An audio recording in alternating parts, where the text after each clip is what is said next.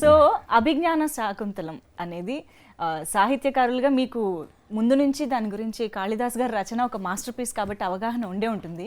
But Shaakuntalam సినిమాకి సంబంధించి music ఇలాంటి సిచ్యువేషన్స్ అన్నప్పుడు ఒకసారి ఏమన్నా తిరగేశారా మళ్ళీ కాళిదాస్ రచన? అసలు అప్పటి వరకు మీకున్న అప్రోచ్ పర్స్పెక్టివ్ ఏంటి, వీళ్ళతో మాట్లాడిన తర్వాత పర్స్పెక్టివ్ ఏమైనా మారిందా? నిజానికి ఇందాక మణిగారు చెప్పినట్టు ఒక పౌరాణిక చిత్రానికి పనిచేయడానికి అవకాశం రావడమే ఈ రోజుల్లో ఊహించని విషయం, ఎక్స్పెక్ట్ చేయలేదు అస్సలు. పైగా నా పరిస్థితి వ్యక్తిగతంగా చూసుకుంటే, నేను చిన్నప్పటి నుంచి కావ్యాలు ఇవన్నీ చదువుకున్నాను. ఇటు ప్రాచీన సాహిత్యం, ఆధునిక సాహిత్యం, అటు ఇంగ్లీష్ సాహిత్యం, రకరకాల దేశ భాషలవి. ఇక్కడ సినిమాల్లోకి వచ్చిన తర్వాత ఏంటంటే, ఇక్కడ ఈ తరానికి నేను రాయాలి, అపీల్ చేయాలి. తెలుగు భాష పరిమితం అయిపోతుంది రోజు రోజుకి. అలాంటి చోట పాటలు రాసి నిలదొక్కుకోవాలి అంటే నేను మామూలు భాషలోకి రావాలి. తెలుగు మాటల కన్నా ఇంగ్లీష్ మాటలు, హిందీ మాటలు కూడా పాటలో దొరలాలి. దానికోసం చదివిన సాహిత్యం అంతా బుర్రలోంచి క్రమంగా తొడవడం మొదలుపెట్టాను. ప్రక్షాళన మొదలైంది. ఆ దశలో ఆ పాపం మాత్రం చేయకని చెప్పడం కోసమే మణిగారు, గుణశేఖర్ గారు నన్ను ఈ సినిమాకి పిలిచారు.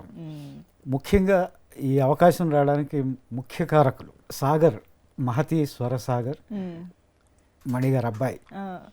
వీళ్ళిద్దరూ కూర్చుని ఎవరితో రాయిద్దామని మాట్లాడుకుంటుంటే టప్మని నా పేరు చెప్పారంట. చెప్పగానే నమ్మి వెంటనే పిలిచారు. అంతకుముందు మణిగారితో పనిచేస్తున్నాను నేను, గుణశేఖర్ గారితో ఫస్ట్ టైం.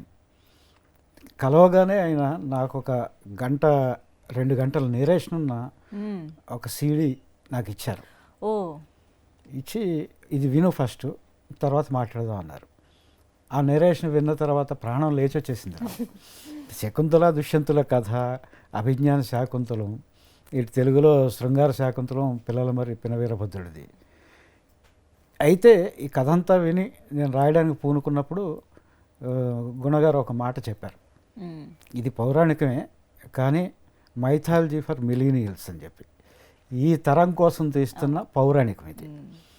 దాంట్లో ఈ తరం వారికి అర్థమయ్యేటట్టు రాయాలి, అందంగా రాయాలి, ఆ పౌరాణిక ప్రమాణాలకేమీ తగ్గకుండా రాయాలి. ఇవి సవాళ్ళు. అయితే ఇంత మంచి ఛాన్స్ ఇచ్చిన తర్వాత ఆ సవాళ్ళు ఏమూలవి? నేనేం చేశానంటే అభిజ్ఞాన శాకుంతలం జోలికి వెళ్ళలేదు, తిరగేయలేదు. నా దగ్గర శృంగార శాకుంతలం ఉంది, అది నేను తిరగేయలేదు.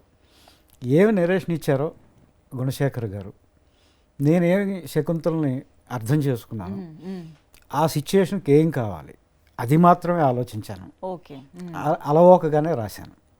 అది నా ఎక్స్పీరియన్స్.